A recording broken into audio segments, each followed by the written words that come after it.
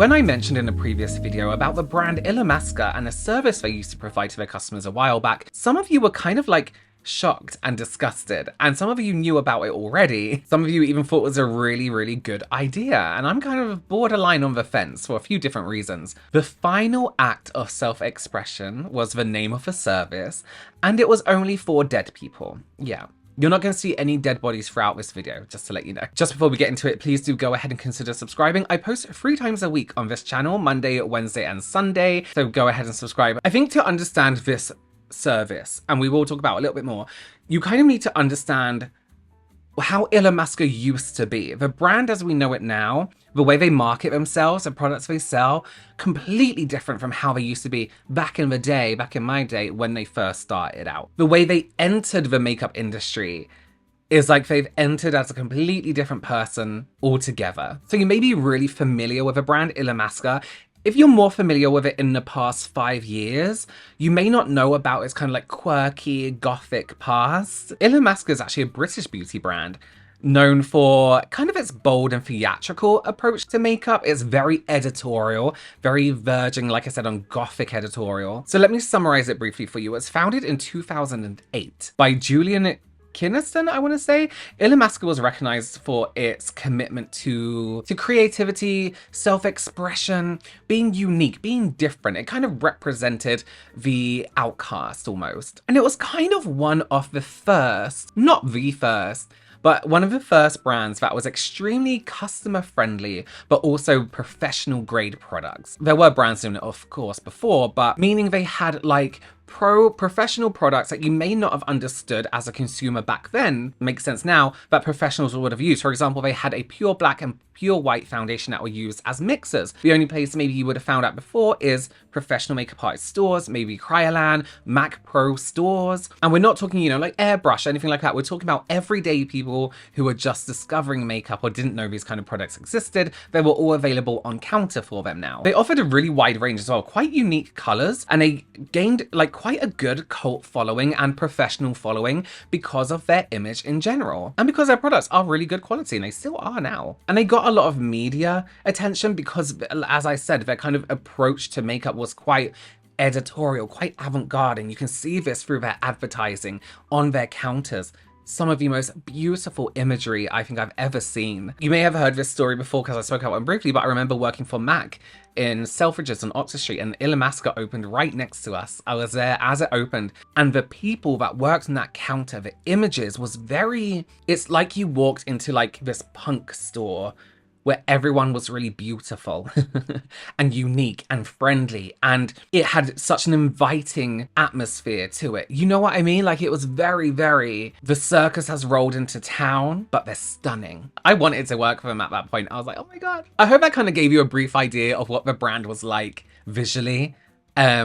And how kind of unique it was to beauty in general. Yes, you had things that were different and unique, but you didn't quite have illamasqua yet. Professional brands that attracted professional weirdos in the best way possible. I mean it as a compliment because I was one of them at the time. So let's talk about the service, the final act of self-expression. So as I mentioned, this was for dead people. It was a service which provided professional makeup application for you when you died, at your funeral, before you were buried, for the deceased.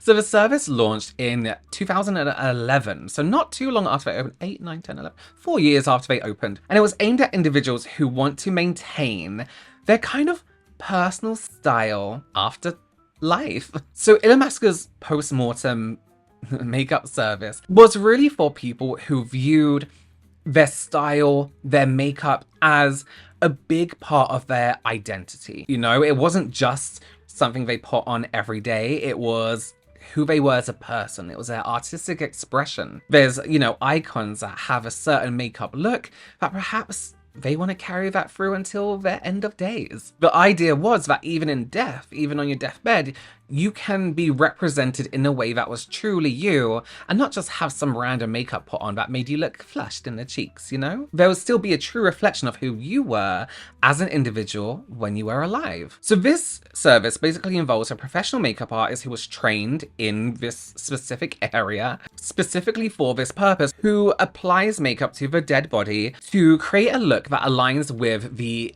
dead individual's personal style, flavors, preferences, style. I said style already. And their wishes. Like, if you're like, you know, when I die, I want a bright red lip. It may turn out that your family have other ideas for you, but that's your style. That's exactly what you want to do. So you want to make sure you get that. Okay, so let's break down the aspects of the service, because I have a few questions. I have a few questions as well as to how this works today. I don't have all the answers, but we can speculate together, and hopefully someone will reach out to me and let me know the deal with us. I can do a follow-up. Because let me tell you, trying to find something about this service, anyone who purchased it, was near impossible to find. I couldn't find any artists who worked on it either. But here's what the service was, right? Personalization.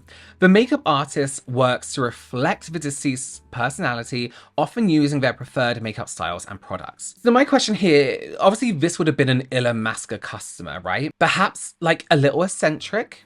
Perhaps, you know, a certain aspect of their makeup was quite unique. What I really like about this, and I can imagine the kind of person who would pay for this service. You know, maybe they're an artist themselves. Maybe they are a makeup artist. Maybe they've just been doing their makeup a little bit strangely their whole lives, and you know, that's just who they are. Maybe they are a fashion designer who's a little bit quirky. Perhaps they have a specific shape they do their lips. Their line is quite graphic daily. And although somebody who probably does makeup on the deceased and maybe doesn't work for illamasqua can replicate a lot of these looks, perhaps the dead person does have a certain technique they do, or a certain style they do that truly does need a professional makeup artist in terms of editorial makeup to recreate this look. Okay, so here's something I'm thinking in my mind, right? Let's say they booked this service in their late 20s, early 30s, and they are a goth,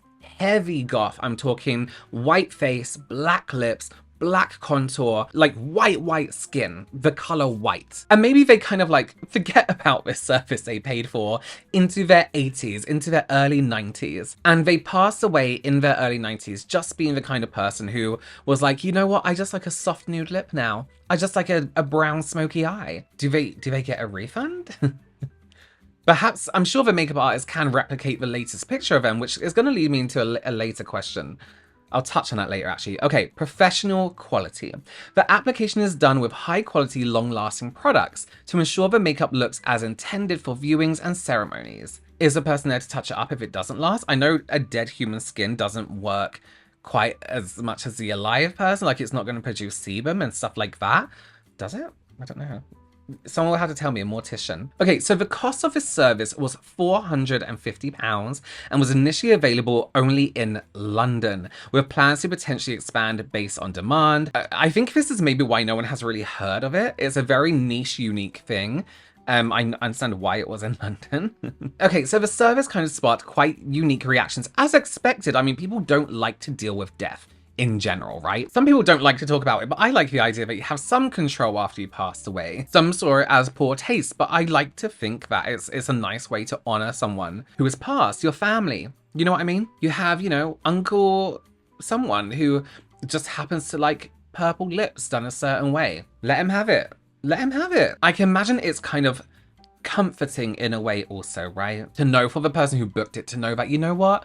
At my open casket, I am gonna look incredible, just like I do now. My makeup's going to be just the way I like it, and everyone's going to see me as me, not some dusty, powdery version of me. Okay, so I do have I made some notes here. I do have a few unanswered questions about this service. Okay, so let's say I booked it when they offered this back in 2011 when they first launched it. And here we are now, 2024, and the service is no longer available, right? From what I see, it's no longer available online. Who is doing my makeup when I pass away? Is there a makeup artist somewhere out there who is contracted to do this, who is just waiting for me to die so they can get this job over and done with. Maybe they work for someone else now. Maybe they're freelance. Maybe they're a big makeup artist and they're like, oh yeah, you know, I have this contract with illamasqua. Just have to wait for a few people to die and then I need to go and contractually go and do their makeup. My next question would be, from a service that is so specifically tailored to an individual, and I touched on this earlier, in my mind, right, say I booked it and I met with an illamasqua artist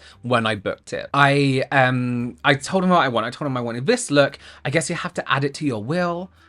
So, you know, it's something that they do. 30 years have passed. I pass. Have we met again in that time frame to discuss what I want? How my tastes have changed? How my personal style has changed? Have we caught up so I can be like, oh no, I'm no longer a cyber goth. I now take my inspiration from Kim Kardashian. Like, I feel like you need to pre-plan. That's a big part of this, is pre-planning to look the way you want to look when you pass away. So surely that means 5 years, but you can't predict when you're gonna die unless you can. We need a catch up on what my makeup looks like and my personal style and what I want. Your opinions or your taste preferences from when you're 28, 30, 40 to when you pass away at 80, 90, 70, whatever, you can die when you're 20, you know, are going to be different. So you do need to put another plan in place. So my question, I guess, would be, if anyone out there has booked it, what's the process like? And is that process consistently updated? You know? I forgot to mention, this was kind of a collab between illamasqua and a funeral home called Leverton and Sons, who have been funeral directors since 1789. I did go to their website and typed in illamasqua, nothing came up. I typed in a final act, nothing came up. And actually the website in general wasn't really what I was expecting. I was maybe expecting something quite dark and gothic and dingy, but I guess funeral directors don't really want to be seen that way. But yeah, still nothing on their website either. I would love to know your opinions on this service down below. I think no matter what you think, in my mind, this was a good idea. Perhaps because I'm a makeup artist, perhaps I like to think that you still have some control after you pass away of how you look, how you are seen by other people. I think it's quite a nice, respectful thing to have done. It's nice to know you still have preferences even after you've passed away. I would love to know your opinions on this down below. Do you think it's distasteful? Do you think it's disrespectful? I guess a cultural aspect may have some kind of changes to people's opinion on it. I need to find out more about this with people that paid for it. Were they just refunded? I need to know. Maybe I should have emailed them. Let's have a good talk about it. Please do consider subscribing, give this video a thumbs up, and I will see you very, very soon. Bye.